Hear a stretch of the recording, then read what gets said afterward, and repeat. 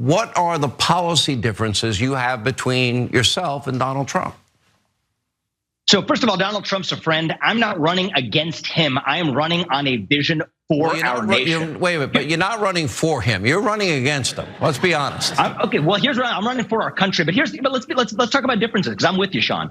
He was the OG of America First. I'm taking that to the next level with America First 2.0.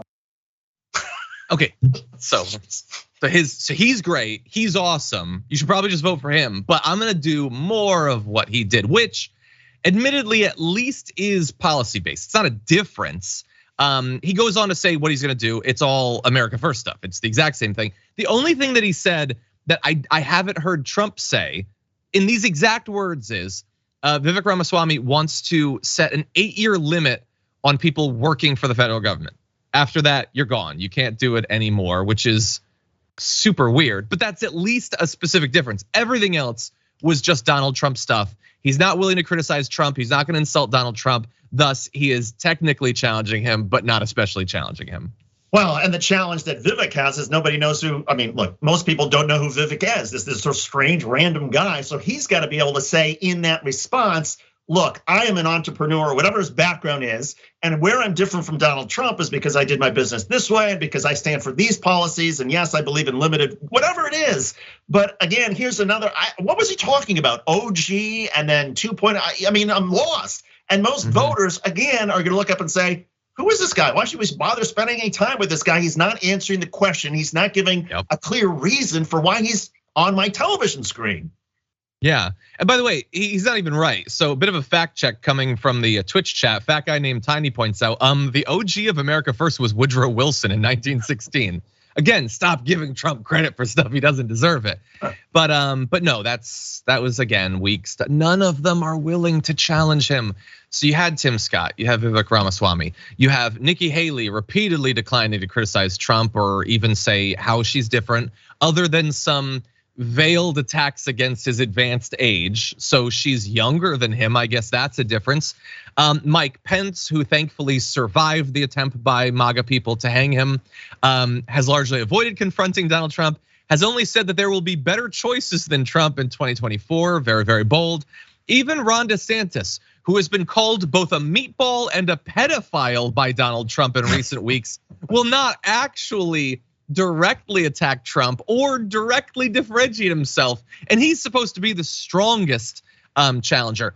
And he should really be worried because while Nikki Haley and Mike Pence and Vivek Ramaswamy and Tim Scott are not willing to directly attack Trump, they're still gonna be running. They're still gonna potentially get 1 or 2 or 3 points of the vote. And I'm going to make the prediction that they're not gonna be taking that vote away from Trump much of the time.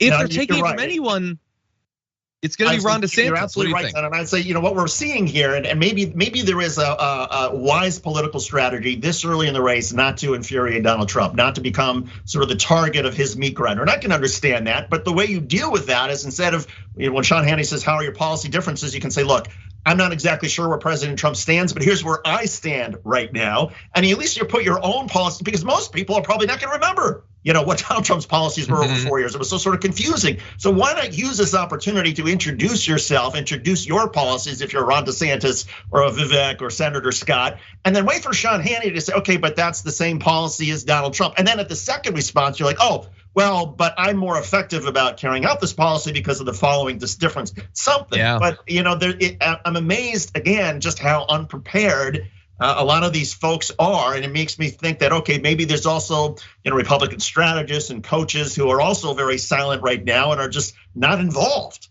Yeah, maybe. Look, my guess would be what we're seeing is not a slate of credible, serious challengers. What we're seeing is a debate stage of weasels. So they're gonna technically run while never offending Donald Trump, and probably implicitly taking support away from Ron DeSantis, who right now can't afford to lose that support. And if they do this for long enough and Trump wins, maybe they get a position in his cabinet. I mean, they never insulted him along the way. And if things look like they're shifting to Ron DeSantis, then they can strategically drop out before an important race and maybe get some support from Ron DeSantis once he wins the nomination. I can't say for sure, I'm not a psychic or whatever, but this feels strategic in a really weaselly way. Yeah, strategic but stupid, right? Because again, sure, you say you want to protect yourself with Donald Trump and the possibility that he wins, and you don't want to be on his enemies list. But again, you can do that. You can be strategic and protect Donald Trump, but at the same time, increase your own profile by saying, well, here's what I stand for. Or, Donald Trump's pretty old and I'm a younger guy, and God forbid something should happen to Donald Trump. We need somebody to carry on this movement about isolationist America, for something that shows people you are different and that you think for yourself. For more political news breakdowns, interviews, stories of activism, and me trying my hardest to care about the occasional big celebrity news story, subscribe to our YouTube channel at youtube.com/The Damage Report. And you can ring the bell wherever it is so you don't miss anything.